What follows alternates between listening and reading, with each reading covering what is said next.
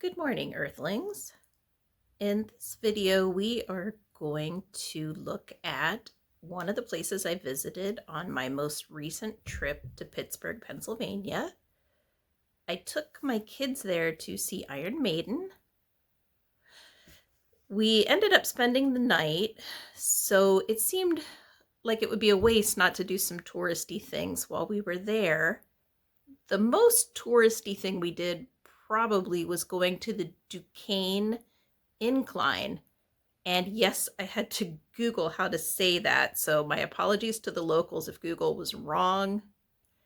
And also, French words are tricky because they never look phonetically like how they sound. So I did my best with that. So watch the video and you'll see my opinions at the end of whether or not I thought that this was a worthwhile tourist endeavor or if this is one that you should just skip because it's overrated. Let me know what you think if you've been there.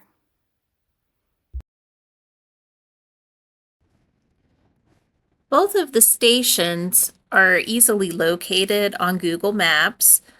You won't have any trouble finding them. The incline goes up what is now called Mount Washington. It used to be known as Coal Hill. Before the settlers came, Native Americans had a trail going up. The early settlers enhanced that with a series of stairs and switchbacks that zigzagged up the hill. It still was a long and arduous climb. No doubt the people of that era must have had buns of steel. We started off at the lower parking lot by the river. It had hourly rates listed. However, when we got to the kiosk to pay, there was only one option that was a $15 event parking. The lower station is not handicap accessible. The upper station is handicap accessible. So if you need accommodations, you're going to want to start at the upper station.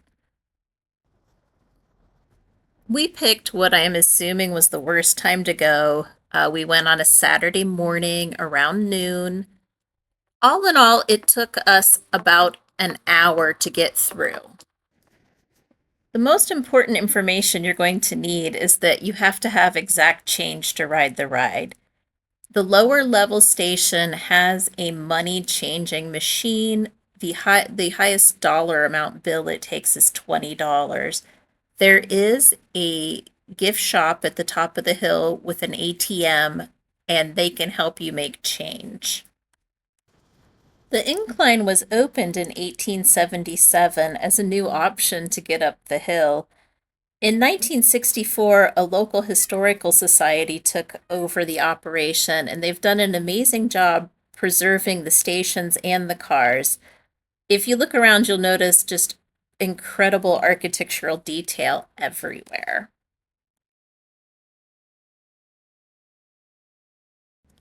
The upper station is a bit of a museum. The walls are covered with all kinds of history of not only the incline, but the neighborhood and Pittsburgh itself. There is also an observation deck that has the most exquisite views.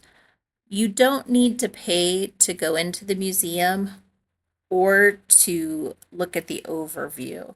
So you can park and go to the observation deck and not ride up and down the hill. The views are absolutely free. There are a few restaurants at the top of the hill. I didn't see much else going on, but there were a few pub-style places that you could grab a drink or have dinner.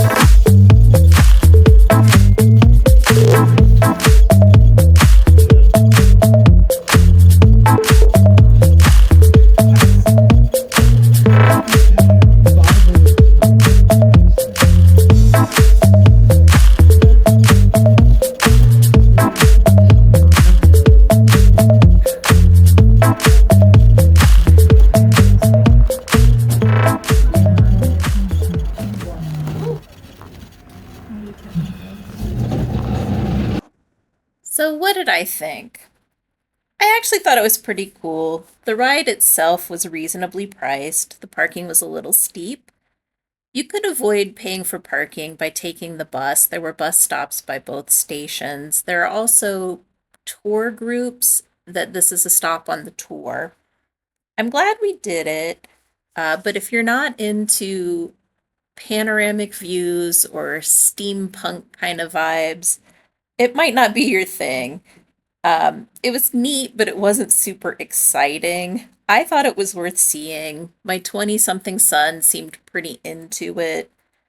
My tween, however, I am pretty sure would rather have been at Target.